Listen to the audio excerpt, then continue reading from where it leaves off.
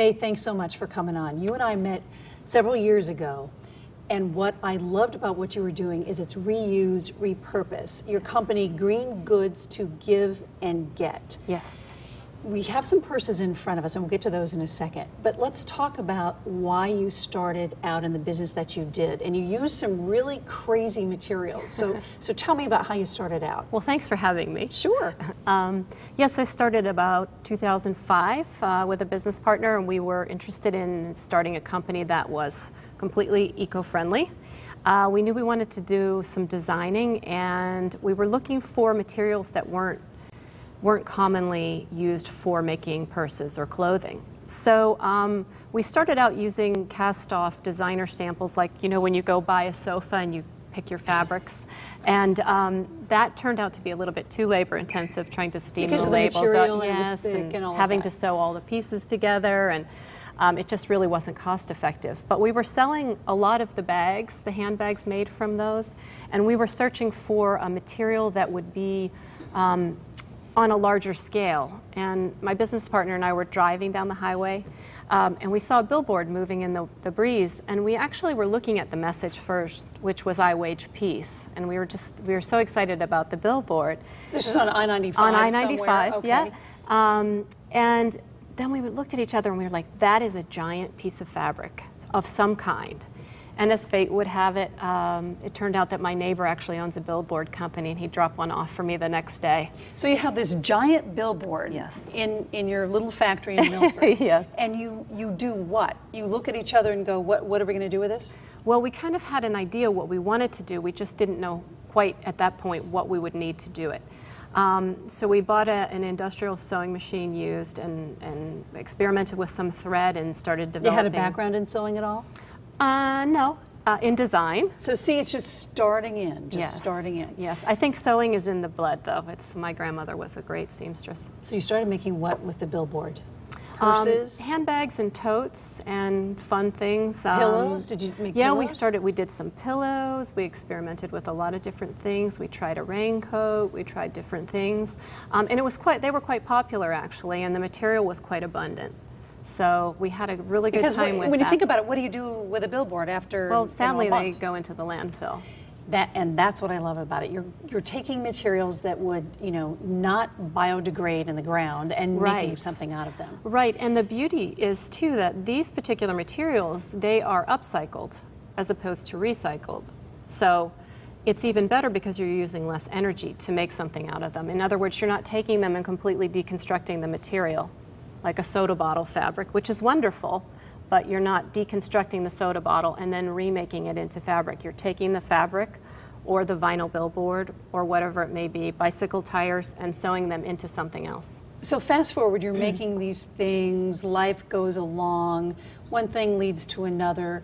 You go off on your own, and how do you end up with something called, you're the co-founder of Miss Manos. Yes. How do you end up in Costa Rica? Tell me this story. Well, just to back up a little bit, I had been looking for another material that was a little bit more high-end. I had been hearing from my vendors that they wanted to see some bags that were a little more high-end. They kind of considered the billboard bags a little like a novelty. So I had been looking, and actually someone found me and told me about these great end bolts of vinyl fabrics like these that come out of diners, yeah, right? That they're not using them. Correct. It's end bolts of fabric, and they're oftentimes quite high-end because they go into really fine restaurants and people think they're sitting on leather seats, but you're sitting on this very high-end quality. And let's open Naugahyde. Yeah, it's Naugahyde. I grew up with Naugahyde. Yes. I'm the kid from the 50s. So, yes. So here's one of the purses. Yes. And it's lined inside. Yes, and all the interior fabrics are either salvaged or organic cottons. And who came up with this? Oh, this was you, right? Yeah, they're just little circles. See, this is what makes it the moment, right here. So these are made in Costa Rica. So, yes. So tell me how you ended up there. And this has to do with empowering women. Correct, yes. Well, as an eco-friendly business, we were always quite involved with the community. But as things changed over and we were looking at a new material, I was having a lot of trouble finding anyone in the U.S. to sew the bags. Fortunately, the apparel industry is coming back in the U.S., but it's difficult to find someone who can make more structured handbags. And I was working on a project trying to get a sewing center in Bridgeport for this very reason, and coming up with some dead ends. And as fate would have it again, I got an email, I thought it was actually spam, but I noticed that it said .edu and .gov, and I was like, I better take a closer look at this. And long story short, I was offered a fellowship for a women's empowerment exchange program through the U.S. State Department, UConn, and the University for Peace in Costa Rica. And you're thinking what? I'm thinking, wow, this is fabulous, and let's just see where it takes us. I was paired up with a woman who was essentially doing the same thing I was in Costa Rica. She was making handbags from cast-off fabrics, beautiful handbags. And I had been vacationing there a couple of times, had fallen in love with the country. So it was all, I couldn't believe that the fellowship was in Costa Rica. It was surreal. I had seen her handbags in the airport when I was leaving. And when I found out about the fellowship and went through the process and got accepted, and they introduced us virtually, she told me the name of her company. I was like, your handbags are in the Costa Rican airport, aren't they? And she was like, yes, yes. And so we immediately, it was like we had known each other forever. And we went through the fellowship program, which was fantastic, fantastic experience. And shortly after decided we wanted to do the company together because she had the opposite problem that I did. She had the workforce with relatively few orders coming in. So it was just kismet. And in Costa Rica, many generations of families live together. Yes, that's very, very common. So it's the women who are working to provide for their families. Yes. Long-range plans now, you are on Indiegogo, yes, trying to raise some money, trying to raise some capital to get manufacturing going in Costa Rica. Correct. Eventually to then get manufacturing going in Milford, Connecticut, absolutely, or wherever in the state of Connecticut. Yes. Yes. So how is this all going to come together? Well, when we get the funding on Indiegogo. That's very positive. Yes. We're ready to go. We're poised in Costa Rica. We're poised to get started. They know how to make the bags. We're just waiting we need to buy some specialized equipment. And we see this sort of as a pilot program. We think if this can be successful in Costa Rica, it can be successful in a lot of developing countries. It's not a lot of money for a startup business, so we think it can be implemented relatively easily. And the way we see it happening is that we're going to kind of go in reverse and do the manufacturing in Costa Rica, but provide jobs here because we need jobs in the office, we need web design, we need all kinds of things to be happening stateside. So we're going to go about our U.S. part of this sort of backwards from our original plan. What is the wish list, and have you gone to the state to get any kind of funding, and what has happened?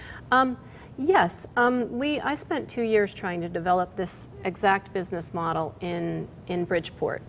And we had a lot of support, however, not the funding in place. And as a social enterprise, we're trying hard not to become a nonprofit. And not that there's anything wrong with that. Nonprofits, they're fabulous. Different stipulations. Correct. But we felt that empowering women, teaching women to be independent, we didn't want to say, well, yes, we want you to be independent, but wait, we have to see if we can get funding for that next year. We felt like we needed to also be independent from waiting for funding or spending a lot of our energy trying to find funding.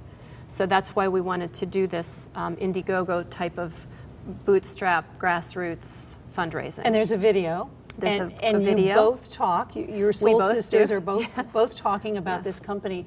When you lie awake at night thinking about how you're going to try to get this done, you worry about the money. What else do you worry about? Well, I mainly worry about them. I worry about the Costa Rican women. It's a beautiful, beautiful country. It's verdant and it's a fabulous place to be, but they have their social problems, and I lived with these women for weeks, and I know them and I know their struggles. Give me an example of their struggles. You lived with them, so tell us. Well, there is no employment. So there isn't a way to really to be self-sustaining and be self-sufficient. In these smaller villages where, especially where this is in San Carlos, it's remote. They don't have access to the basic things that they need. Other than food is quite abundant because, as I said, it is so verdant. But the access to insulin or the money to pay for that. There is a decent healthcare system in Costa Rica, but they have many needs, things for school, things outside of the basic foodstuffs. So if you get this going, you hope to be the leader around the world to show other women, as many organizations do, how to empower them, how to put food on the table, exactly, and how to have a skill and a craft and some pride in something that you're making. Absolutely, and we want to take it one step further. Once we do that, we want to be providing them with whatever needs they have. Do they want to learn English? Do they want to become more proficient or proficient on a computer? Do they want to learn more about the financial system that they're going to be involved in since they're going to be earning money? Things like that. So we want it to also become a community development program too. So this is just really the beginning. Well, you have your work cut out for you today. I hope that somebody seeing this interview will say, I want to join forces with her to get this off the ground. I want to see these bags everywhere because they're awesome. Thanks for coming on, and I wish you so much luck. Thank you so much for having us, from all of us. You're welcome.